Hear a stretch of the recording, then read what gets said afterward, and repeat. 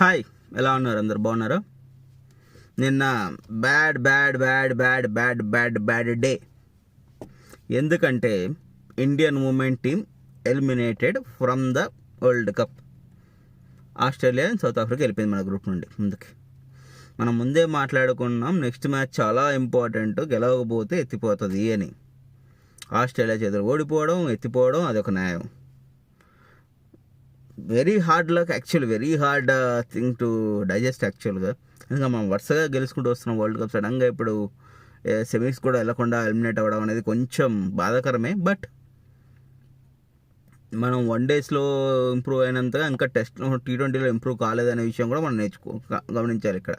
నిన్న శృతి మందన్న అయినా సరే, షెఫాలి వర్మ కూడా ఇద్దరు కూడా యాక్సిలేట్ చేయలేకపోయారు స్టార్టింగ్లోనే. అరౌండ్ 30 balls 30 అట్లా కొట్టే 29 balls 30 అట్లా ఉంది స్టార్టింగే.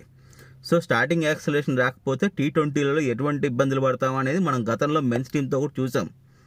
బిఫోర్ మన Rohit Sharma want to get on the track అనేది ఎప్పుడు ఎందుకు వచ్చిందంటే ఈ సిచ్యువేషన్ వల్లనే. రోహిత్ శర్మ అనే వ్యక్తి జాగ్రత్తగా సెంచరీలు కొట్టుకోకుండా మానేసి హిట్టింగ్కి వెళ్ళిపోయాడు. The hit man into hitting మోడ్కి వెళ్ళిపోయాడు.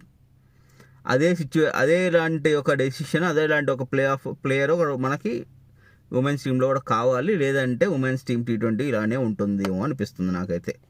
షెఫాలి వర్మ అలాంటి ప్లేయరే కదా అంటే, షెఫాలి వర్మ అలాంటి ప్లేయర్ అయ్యుండే, కానీ తను రెగ్యులర్గా అలాంటి పెర్ఫార్మెన్స్ అదే అప్రోచ్తో ఆడలేకపోతుంది. కన్సిస్టెంట్గా తను అదే approach, whether fail or pass, the approach should be the same. Like Sehwag, like Rohit, like Abhishek Sharma, ఇలా లైక్ మన సూర్యవంశీ. హిట్టా ఫట్టా పక్కన పెట్టండి, తను ఏదో తను బ్యాక్ స్టెప్ తీసుకొని ఆడుతుంది. తను అలాంటి యాటిట్యూడ్ సరిపోదు మనకు T20లో. Hit or phut no problem, వెళ్ళిపోవాలి. ఓకేనా? వెరీ హార్డ్ బ్రేకింగ్, బట్ చల్తా, it's a part of the game. Okay, మరో గేమ్ మరో చెత్త ఏంటంటే మనం ఐర్లాండ్ మీద సిరీస్ ఓడిపోతున్నాం భయ్య. 2 మ్యాచ్లు ఓడిపోయాం వరుసగా. శ్రేయస్ అయ్యర్కి శుభారంభం. ఏం జరుగుతుందో తెలియట్లేదు. How comfortable team with Shreyas Iyer కూడా అర్థం కావట్లేదు ఇంటర్నల్గా. Because Shreyas Iyer is not the part of T20 team before, is directly became a captain now.